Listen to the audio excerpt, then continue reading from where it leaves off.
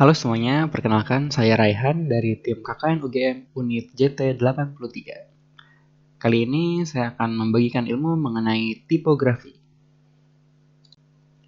Apa itu tipografi? Jadi, tipografi itu adalah ilmu untuk menyusun huruf agar pembaca merasakan kesan tertentu. Sebenarnya, teori dasar dalam desain itu ada banyak. Namun, menurut saya, tipografi ini adalah yang paling sering digunakan dalam keseharian. Jadi, semoga ilmu ini akan berguna untuk teman-teman sekalian. Oke, yang pertama ada jenis-jenis font. Jadi, pada saat kita mendesain sesuatu, umum digunakan 3 jenis font. Jenis yang pertama adalah serif. Ya, serif adalah kelompok jenis huruf yang memiliki tangkai.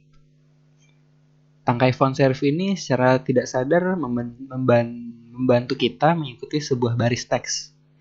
Kita sering menjumpai di buku-buku, di majalah, pokoknya yang tulisannya itu banyak.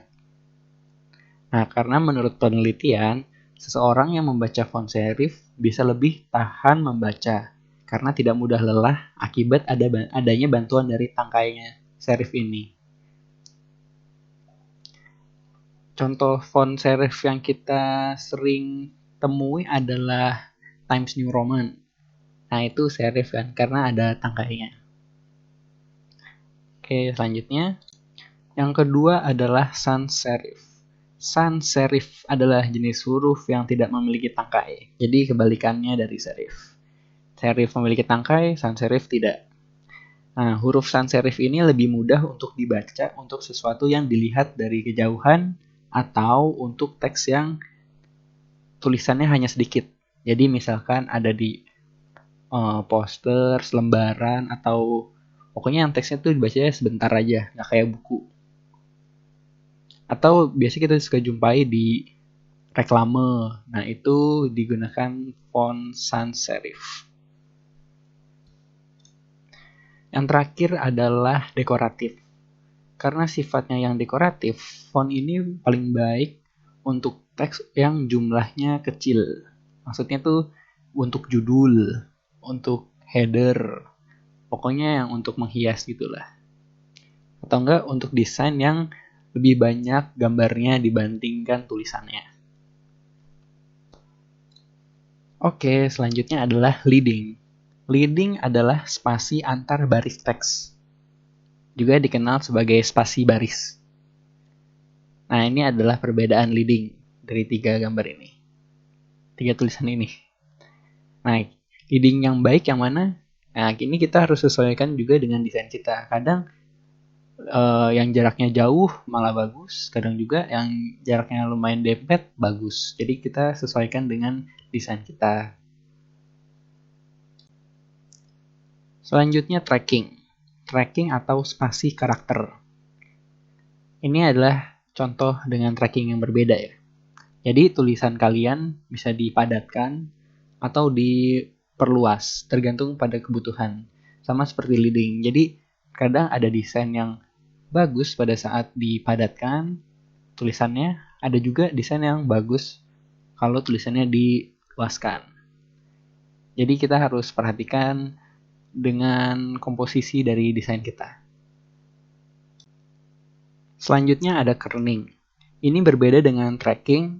Kerning itu spasi di antara huruf. Jadi satu huruf dan huruf lainnya. Misalkan tulisannya Indonesia, huruf I dan huruf N-nya itu spasinya berapa. Nah, biasanya untuk font-font yang sudah default ada di laptop kita, seperti Times New Roman atau Calibri, itu kerningnya sudah bagus. Tapi jika kita mencoba mendownload dari internet font-font lainnya, nah itu perlu diperhatikan kerningnya. Karena biasanya ada kerningnya yang aneh. Misalkan huruf satu ke huruf lainnya itu ada yang beda. Misalkan contoh tadi Indonesia ya, tulisan Indonesia. I sama N-nya mepet, tapi N sama D-nya jauh. Nah, itu perlu diperhatikan kalau kita mendownload font dari internet. Yang terakhir adalah hierarki. Inti dari hierarki adalah kemana arah pandangan mata kita saat pertama kali melihat desainnya atau gambarnya. Ini contohnya, yang kiri sama yang kanan. Coba kita bandingin. Saat kita melihat yang kiri, mata kita itu tidak secara langsung tertuju pada tulisan paid promote dibandingin yang kanan. Karena tulisan paid promote pada yang desain yang kanan ini lebih besar dan outstanding sendiri. Nah, itu yang kita inginkan. Jadi misalkan kita memiliki brosurnya, misalkan kita jualan paid promote seperti ini, yang kita mau adalah orang tahu, oh ini brosur tentang paid promote loh. Nah, jadi matanya tuh langsung tertuju pada paid promote-nya. Nah, ini ada contoh lainnya. Ya, ini juga bisa diperhatikan perbedaannya dari yang kiri dan yang kanan.